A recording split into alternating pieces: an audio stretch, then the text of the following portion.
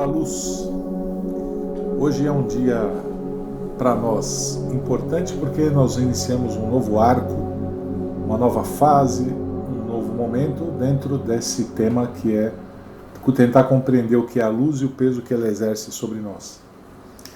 Esse novo arco é fruto principalmente de nossas reflexões mais profundas, tentando encontrar um sentido para a busca espiritual dentro de cada um de nós. A importância que isso tem em nossas vidas e de que forma isso se dá em nossas vidas.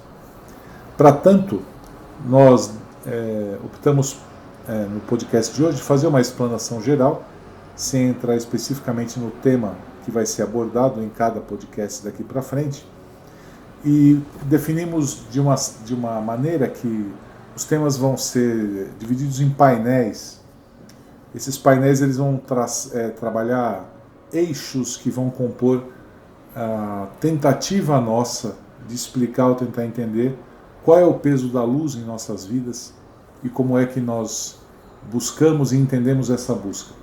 Para tanto, nós vamos usar inicialmente dois momentos que tentam expressar de uma maneira poética e literal a intenção nossa com esse grupo de podcasts. Ok.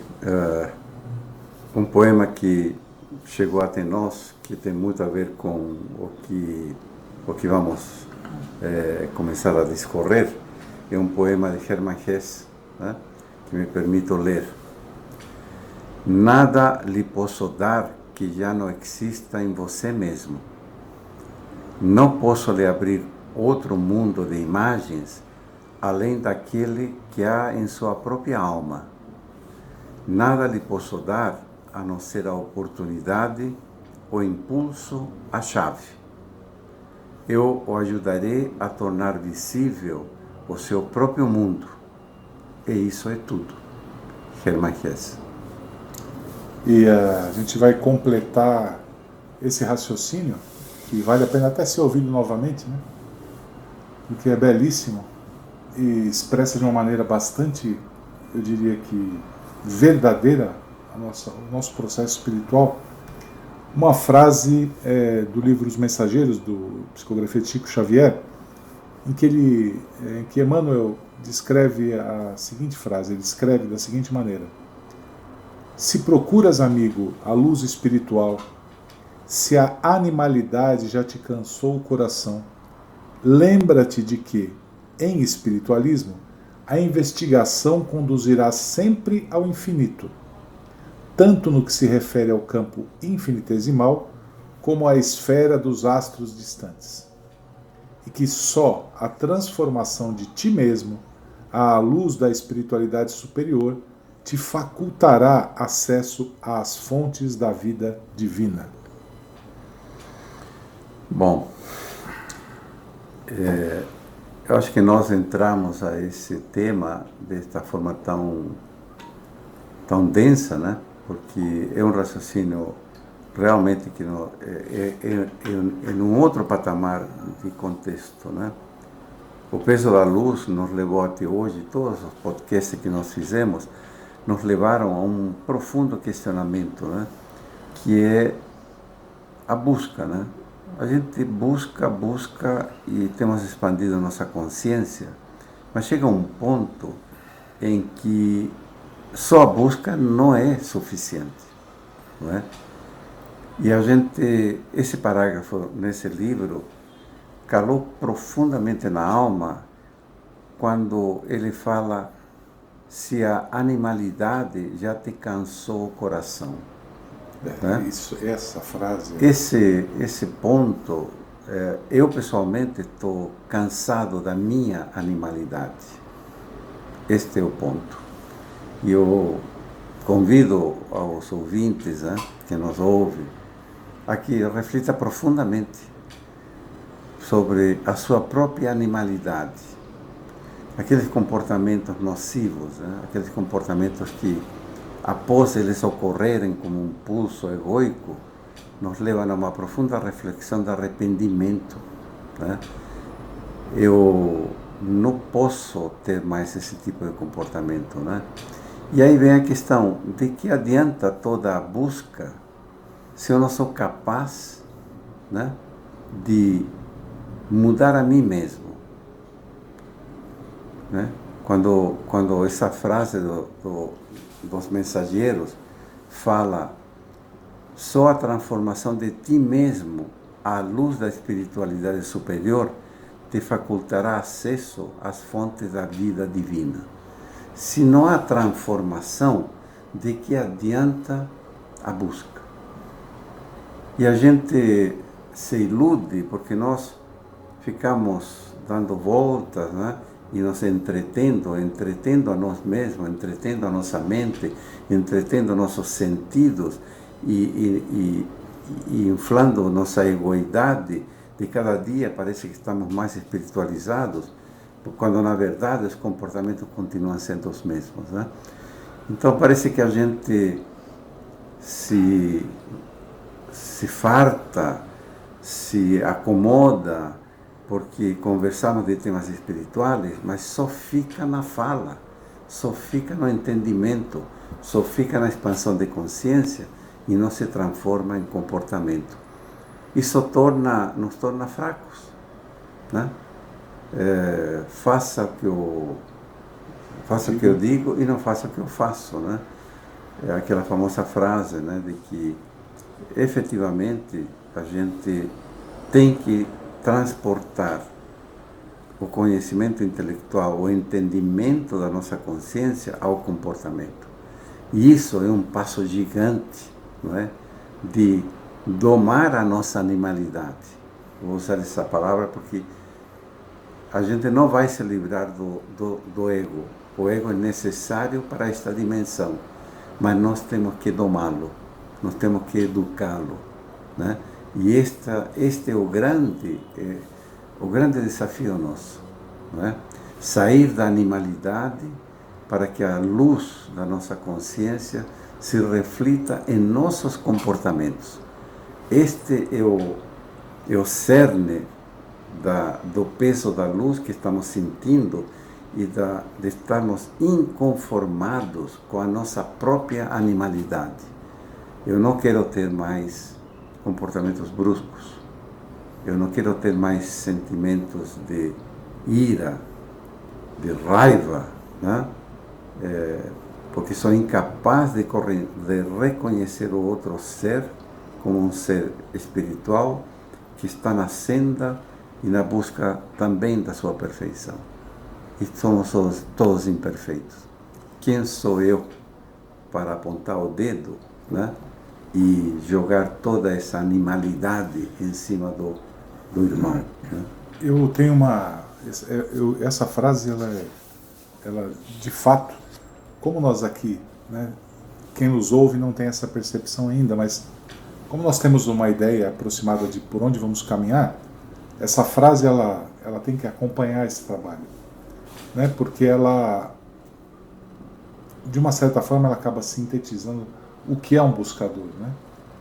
E quando você fala, o começo, né, dela, que você fala se a animalidade já te cansou o coração, e eu diria que num primeiro impulso, quem nos ouve vai pensar assim, de fato, eu estou cansado, né?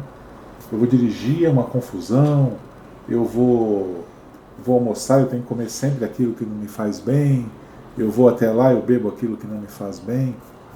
Só que a dificuldade que se tem para um buscador não é apenas essa, porque esses comportamentos e esse viés, ele é perceptível. O difícil para nós, e eu acredito que é aí que está a nossa inconformidade, o nosso desconforto com relação à nossa animalidade, é que alguns padrões de comportamento, eles sequer são levados em consideração na nossa análise. Eu fico irritado em determinada situação, eu falo, puxa, não deveria ter ficado irritado, eu tinha que trazer essa conversa para um outro patamar, tentar buscar um entendimento. Mas isso eu já sei. E aquilo que eu faço e não sei? Aquilo que eu encaro como normal na minha vida? Aí a gente vai falar do sistema de crenças, por exemplo, que nós estávamos conversando antes de iniciar a gravação, da forma que eu vejo a vida, aquilo que para mim é normal, né? quando eu começo a tocar em pontos como esse, eu percebo que é necessária a reflexão através da luz espiritual.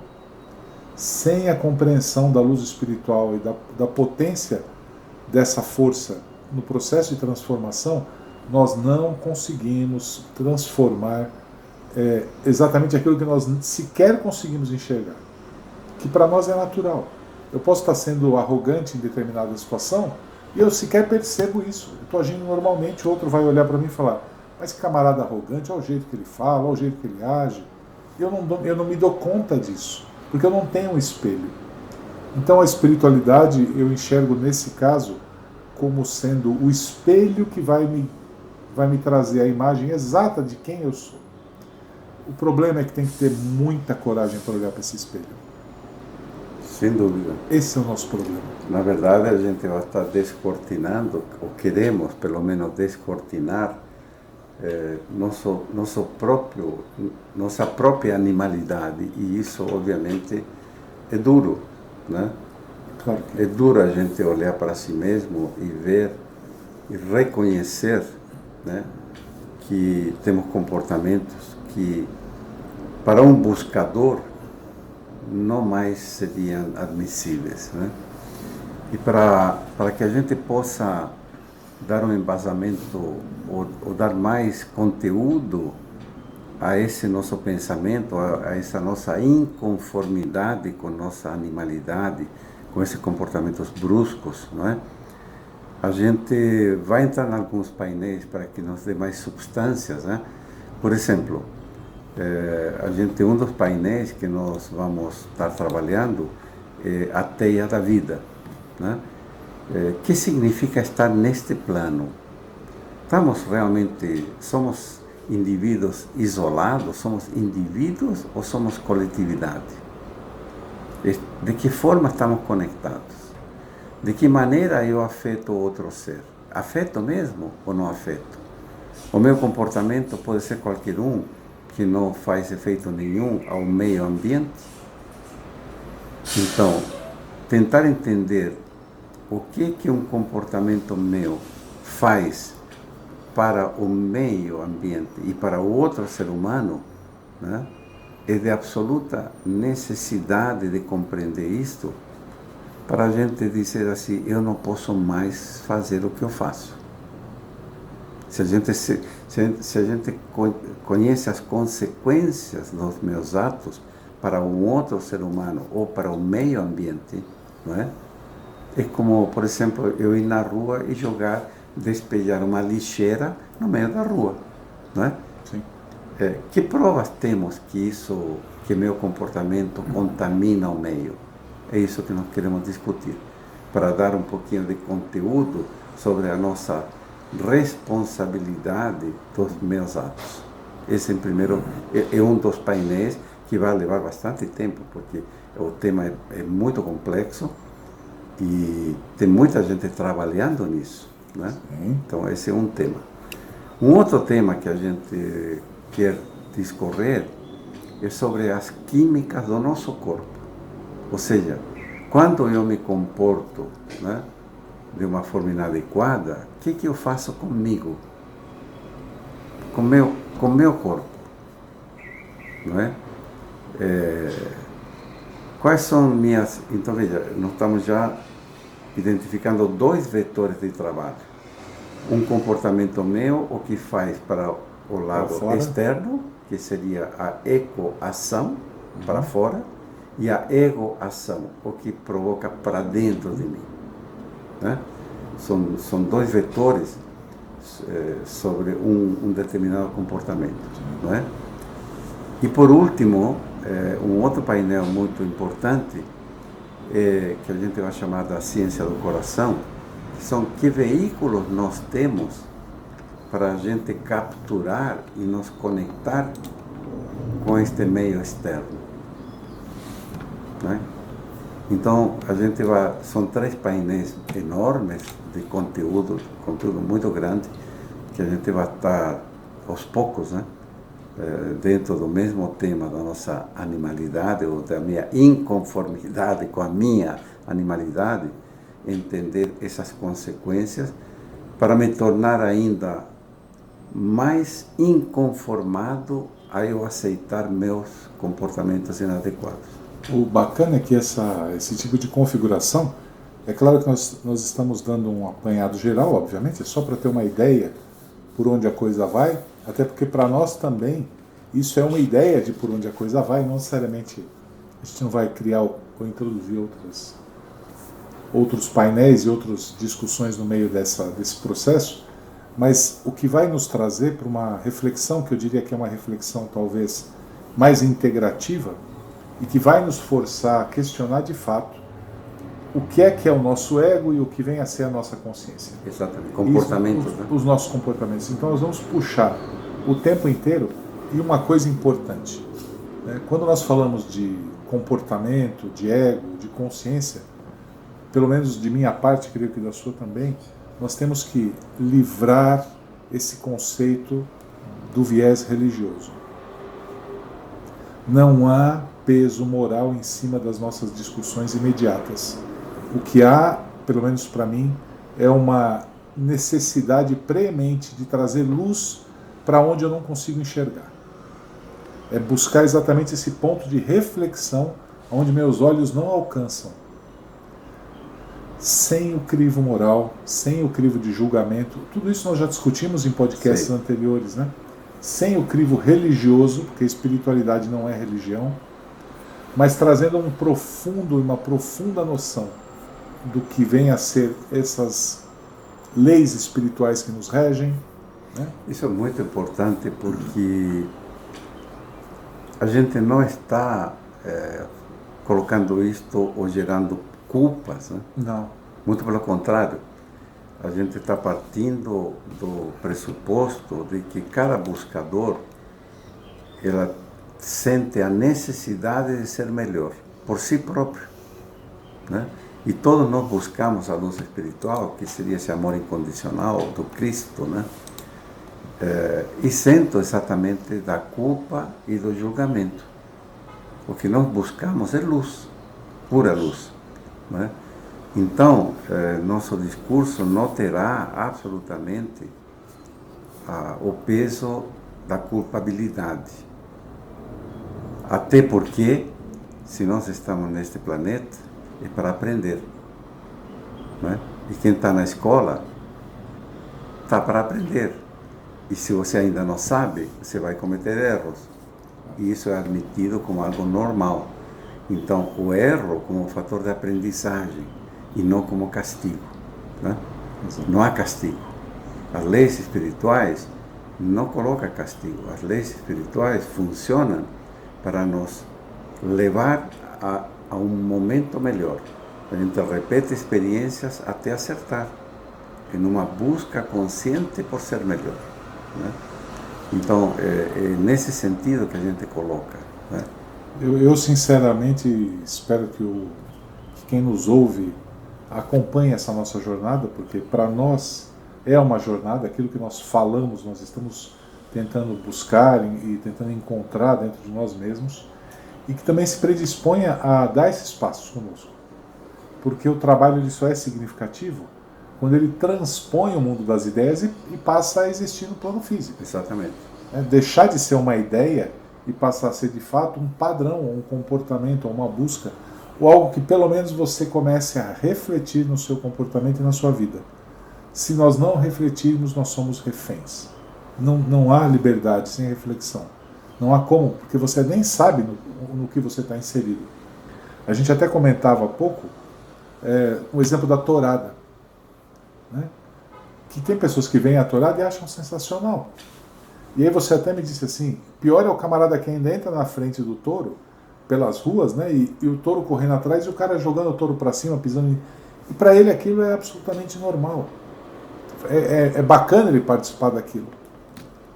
Então, ele sequer questiona a ação dele. Então, veja que dificuldade que nós temos, né? Isso vai envolver aquilo que eu acredito que é o correto, porque eu não sei até que ponto isso é uma tourada. Eu não sei se as minhas convicções são touradas. Mas eu só vou conseguir observar isso e transformar isso de uma maneira positiva se eu conseguir projetar essa luz em cima disso. Sem dúvida. E veja que nesse caminhar que nós estamos nos propondo, obviamente vamos a enfrentar vários desafios, né? Um dos desafios é que a gente mantenha ao longo dos vários podcasts, que a gente não sabe quantos, né, que ocorrerão sobre este tema, é manter sempre o foco, né, em cima do que buscamos, né?